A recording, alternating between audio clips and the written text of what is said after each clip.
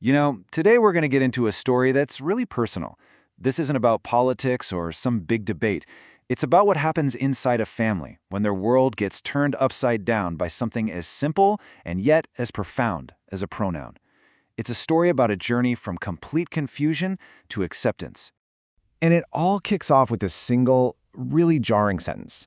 These are the words of a man named George, a grandfather in his late 60s, and man, do they just perfectly capture the shock and the turmoil that gets this whole story rolling. So, how in the world did a simple family brunch spiral into such a crisis? Well, this first part is all about exploring George's initial shock, that one moment that completely upended his world. Okay, so here's the setup. George has two grandkids he adores. Austin, who's 18, is his transgender grandson and uses he/him pronouns. And then there's Denise, who's 17, is non-binary and uses they/them pronouns. During a family brunch, they both decide to share who they are. And George's reaction? It's immediate and it's pretty harsh. He's shocked, he's confused, and he literally just walks right out. You can really hear his mindset in his own words, can't you? He just feels completely overwhelmed, like the rules of the world changed without him getting the memo. He's venting to his friend Cliff, and you can tell he's worried that one little mistake will get him labeled as a bigot. For him, this isn't just about memory. It's about feeling defensive, feeling attacked, and feeling totally lost. But George isn't just left to figure this all out alone. This is where his good friend Cliff steps into the picture. And Cliff, he doesn't lecture. Instead, he offers some guidance that comes from a really, really painful place in his own past. And where does Cliff's wisdom come from? It's from this absolutely gut-wrenching memory.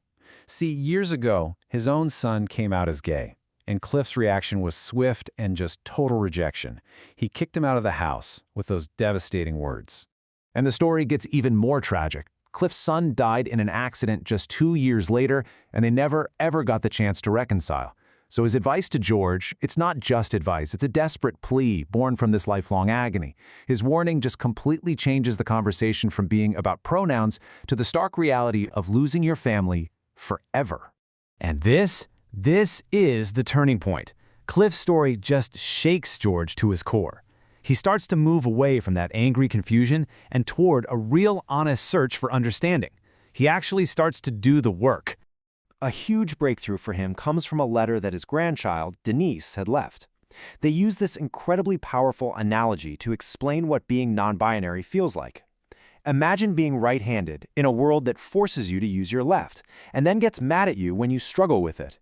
For George, that simple comparison suddenly makes this abstract idea feel real and tangible and just deeply unfair.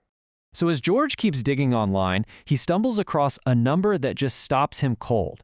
41%. And believe me, this isn't just some random statistic. It's the suicide attempt rate for transgender youth who don't have family support. The connection hits him immediately, and it's horrifying. He realizes his acceptance isn't just a matter of being nice, it's literally about whether his grandchildren live or die. The stakes just got raised to the absolute highest level imaginable. Okay, so George is now armed with this terrifying new knowledge, and he's haunted by Cliff's regrets. He knows what he has to do. He's got to fix what he broke. And this leads us to the real turning point of the whole story, a family dinner. And the way George handles this, it's just a masterclass in how to make things right. He doesn't just mumble some empty apology. No, he shows them he's put in the work, sharing what he's learned. He stops judging and starts listening with genuine curiosity.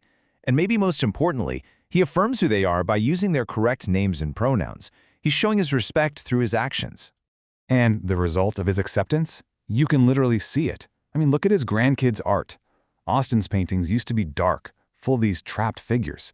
Now they're vibrant, hopeful. He even titled one piece, Freedom. And Denise's poetry?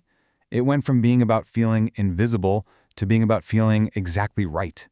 The change is just so profound. You can see it in their creative souls.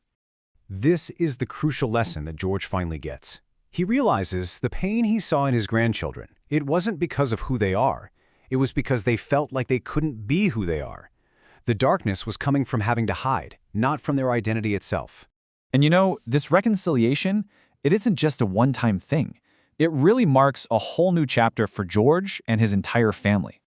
George's transformation is it's incredible, and it's active. He doesn't just tolerate them, he participates in their lives. He goes to Austin's art show and sees him win an award. He sits and listens to Denise read their poetry. He practices the pronouns every day and even joins a support group for other grandparents. He is all in, making up for lost time by being truly present. And his son Michael gives him this really powerful way to reframe the whole thing. He tells George, you didn't gain a grandson and lose a granddaughter. You gain the truth about who Austin always was. It's this beautiful shift from seeing it as a loss to seeing it as a gain of truth, of authenticity, and a much deeper connection. And all of this leads to George's ultimate realization, the big lesson here. Love isn't about having all the answers or understanding everything perfectly. It's about showing up. It's about being there, making the effort, and valuing the person you love more than your own comfort zone.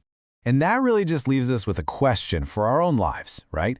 George's journey started with so much confusion, but it ended with real connection. It's a reminder that no matter our age, no matter our background, the most important thing we can do is just try. So, how can you show up for the people you love, especially when you don't fully understand?